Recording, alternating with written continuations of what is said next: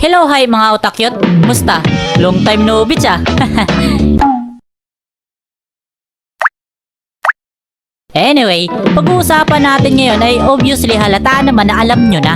Nasa sobrang init niyan ay pati ulo ko umiinit na rin na kulang na lang patungan ng itlog to para boom! Isang bas lang eh. Siyempre. Ay! Sabi ko, itlog iniinit na Hindi mo ibon. sasabihin. Kita nyo? Partida, kalmado pa ako niyan ha. We? Kalmado nga. Pero, tatalakayin talaga natin ngayon ay hindi lang yung tungkol sa kung gaano nga ba kainit ngayon sa Pinas. Kundi, ang mga bagay-bagay na lalo pang nagpapainit sa sitwasyon natin ngayon. Tulad na lang nito. Lo, Ba't kami? simulan na natin? Kung sa mga panahon na tiglamig pa o sabihin na natin na hindi pa gaanong ganun kainit, kaya paggising mo sa umaga nun, parang gusto mo pang magkumot at matulog ulit. Pero ngayon, grabe ba sa totoo lang, yung tipong kahit inaantok ka pa dahil sa kakapuyat mo na sa kung anong bagay may pinagpupuyatan mo, magigising ka talaga ng wala sa oras men. At mapapasabi ka na lang talaga na, grabe, ang init naman, anong oras na ba? Lalo na pag tinamaan ka. Ay. Hoy, anong ay mo dyan? Pag tinamaan ka ng init kasi yun. Tamaan kita dyan Ang harot mo. Ay!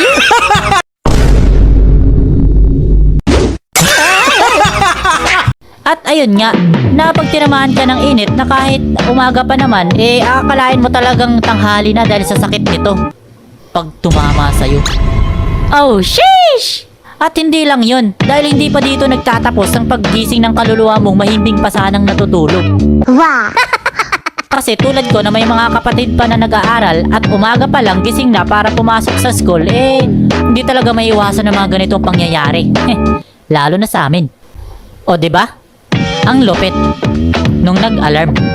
At hindi lang yan, dahil minsan sasabayan pa yan ng mama mong grabe ko manggising. Isang Akala bas mo lang kung eh. barang yung ginigising niya. Na yung tipong pati kaluluwa mong naglalakbay pa sana ng mapayapa sa kabilang mundo, mapapabalik talaga sa katawan mo nang wala sa oras. Parang ganto. Ano ba? Ayaw talagang gumising? Puse, Chichi, anong oras na? Gumising na kayo dyan! Isa na lang talaga at malilintikan na kayo sa akin. Bumangon na kayo dyan! Yan. Tapos, ito yung malupit. Dahil minsan kung sino tong ginigising ng mama mo, sila pa yung parang ayaw nang gumising. Kaya ikaw na nagising, no choice ka. Kundi tulungan yung mama mo na gisingin sila para makaalis na nang sa ganun, pumayapa na mundo mo. Kasi ang ingay no? Ang ingay.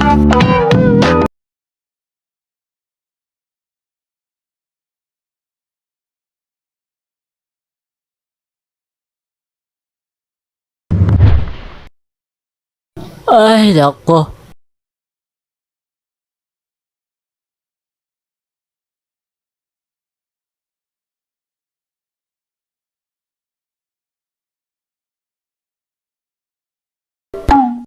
Ay, anong oras na ba kuya? Malay ko. Basta gumising na kayo. Maya na kuya. Ma. Anong oras na ba? Birthday na yun, Kai. Birthday mo. Pinadala ko yun. Ang unggoy. Uminom ng tubig. Kuya naman Pinawisan. Nagpapagod. Nagtitinda ng saging. Late na tayo! Grabe ka kuya, di mo kami ginising. Oo nga, late na tuloy kami. Grabe talaga. Grabe. Grabe. Grabe ba? Sa totoo lang. Ay, kayo!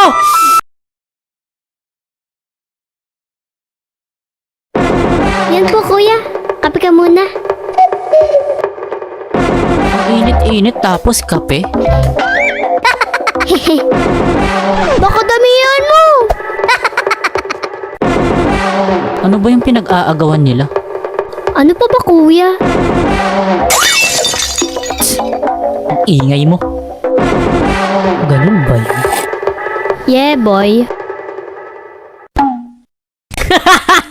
Hello, hi mga otakyot. Musta?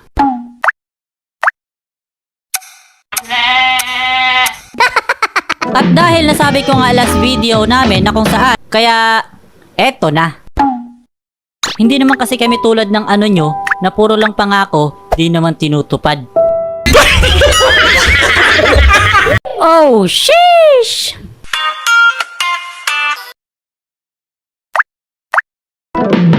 At sa pagpapatuloy nga ng usapan na to ay tatalakayin natin ulit ang isa pa sa dahilan kung bakit Pinoy tayo. Isang bus lang eh. Tayo. Hindi dapat pala tayo Siyempre. tinutuloy ng Pinoy. Diba?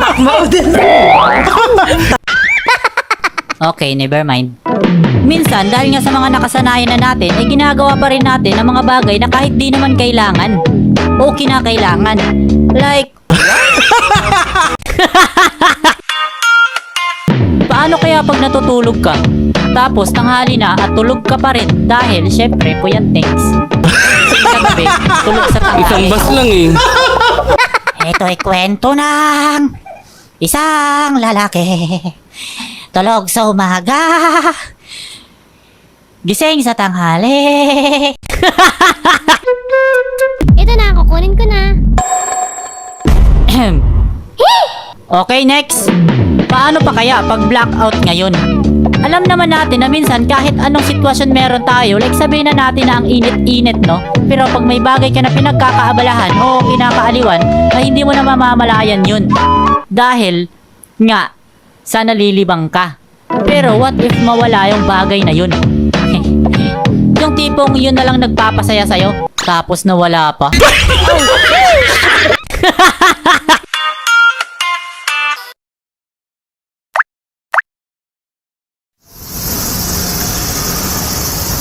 Nasaan ang pinto? Ha? Yung pinto! Bakit nawawala? Paano nangyari yun? Kakapasok lang natin dito, hindi ba? Ano na? Ano na gagawin? Ano? Bakit nakangiti pa siya? Nagtatawanan ba ako ng batang yan? I'm not sure. Hoy, nakangiting pangit! Magmula ngayon, bubulihin kita at hindi kita titigilan. Hala! Anyari? Bakit namatay? Kailan ba? Good boy! Bibigyan kita ng jerky pag lumabas tayo rito ng buhay! Eh, bakit ikaw? Nanonood pa rin dyan, kuya. Natural, naka-cellphone ako eh. At data gamit ko, no? Lo, ang daya mo naman, kuya. Anong madaya dun? Paano kaya to? Ang ganda na ng pinapanood namin eh. Mag-antay na lang kayo. Babalik din yan. Sheesh! Sana all bumabalik. Ballpen ko na hiniram, di pa binabalik. Baka hindi naman sa'yo ang ballpen na yun. Kaya wag kang umasang babalik yun kung hindi naman yun sa'yo.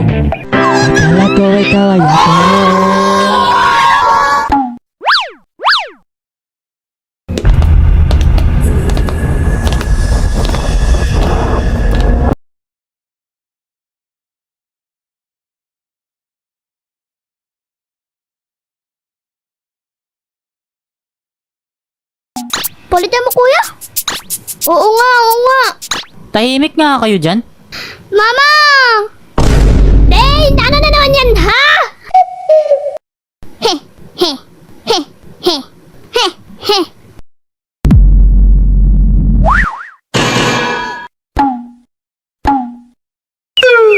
Ikaw ay aking minahal, kasama ko ang